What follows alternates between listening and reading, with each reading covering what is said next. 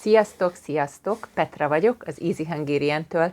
Itt a február, ami azt jelenti, hogy még 1 hónapig tart a tél, és természetesen február 1-e azt is jelenti, hogy itt az Easy Hungarian magazinban egy új témára fókuszálunk.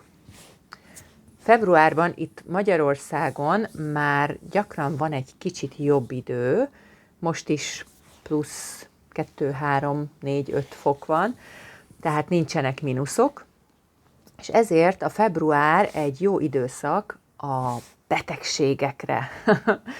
A vírusok és a baktériumok nagyon szeretik a kicsit melegebb, nedves időt. Nedves idő van például akkor, amikor esik az eső, és ilyenkor a vírusok és a baktériumok nagyon jól érzik magukat, és mennek egyik emberről a másik emberre. Ezért nagyon fontos az immunrendszerünk, hogy erős legyen az immunrendszerünk, és akkor talán nem leszünk betegek. Ha mégis betegek leszünk, akkor természetesen ma már vannak gyógyszerek, amik segítenek gyorsabban meggyógyulni. Ez lesz most a februári téma az Easy Hungarian magazinban és a klubban. A gyógyszerekről és vitaminokról olvashattok, és ezekről fogunk beszélgetni is. Mint minden hónapban, most februárban is 3 új szöveget olvashattok a magazinban. Természetesen, ha a magazinban vagytok, akkor minden régi szöveget is láttok, ami azt jelenti, hogy több mint 200 szöveget tudtok most olvasni a magazinban. Na, de ebben a hónapban 3 új szöveget fogok küldeni, és mind a 3 szöveg a gyógyszerekről és betegségekről szól.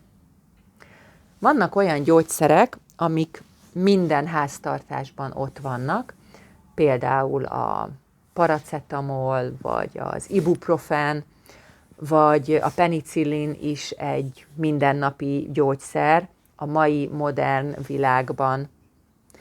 Ezek a gyógyszerek nem túl drágák, és természetes nekünk, hogy bármelyik gyógyszertárban meg tudjuk venni ezeket. De vannak olyan gyógyszerek, amik hihetetlenül drágák.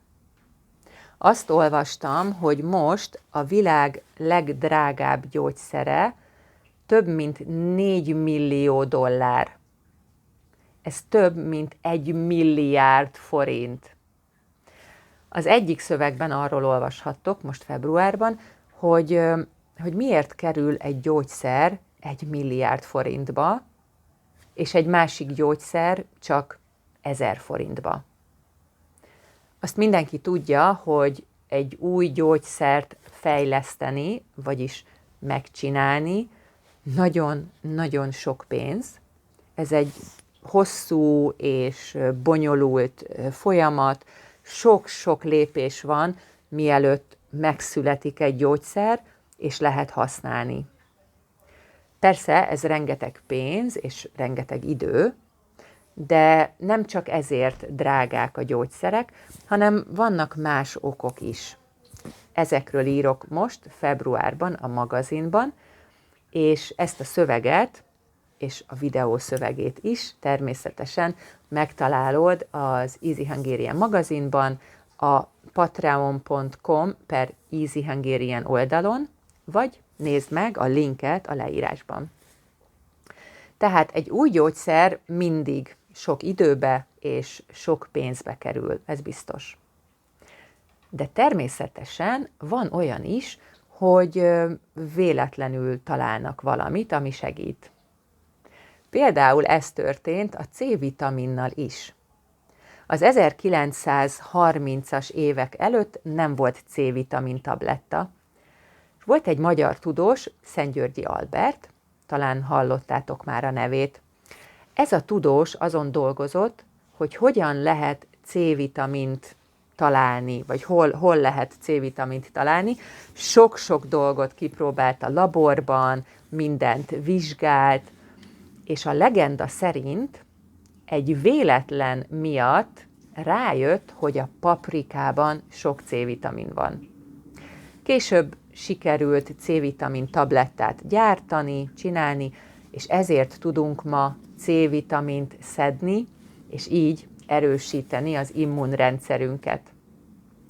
Ha ismeritek Szent-Györgyi Albertet, akkor tudjátok, hogy Nobel-díjat kapott a C-vitamin felfedezéséért. Ha nem ismeritek Szent-Györgyi Albertet, akkor olvassátok majd el ezt a szöveget is a magazinban. A harmadik szövegben, ebben a hónapban nem gyógyszerekről írok, hanem egy férfi érdekes történetéről. Volt egy férfi, akit Henry Molaisonnak hívtak, és epilepsziás volt, ezért az 50-es években egy műtétet, egy operációt végeztek rajta. Megoperálták az agyát, és ezután Henry már nem volt epilepsziás, ez rendben volt, de memória problémái lettek. Ezek a problémák nagyon furcsák voltak. A régi dolgokra emlékezett, az új dolgokra nem.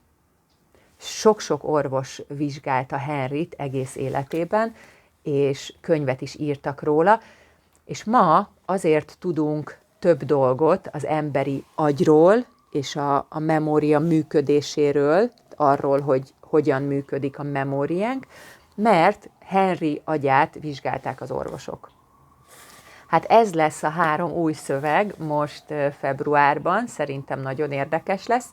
Ha szeretnétek ezeket a szövegeket olvasni, hallgatni, szeretnétek feladatokat is csinálni, és szókártyákat tanulni, akkor gyertek az Easy Hungarian magazinba. Ha szeretnétek beszélgetni is, és több struktúrát szeretnétek a tanulásban, akkor gyertek az Easy Hungarian klubba. Nézzétek meg a patreon.com/Easy Hungarian oldalt, vagy a linket a leírásban. Természetesen a Patreonon ennek a videónak a szövegét is el tudjátok olvasni egy PDF-ben, magyarul és angolul is. Ha tetszett a videó, akkor nyomjatok egy lájkot, és írjátok meg kommentben, hogy nektek melyik szöveg, vagy melyik téma lesz a legérdekesebb. Jó tanulást kívánok februárban is! Sziasztok!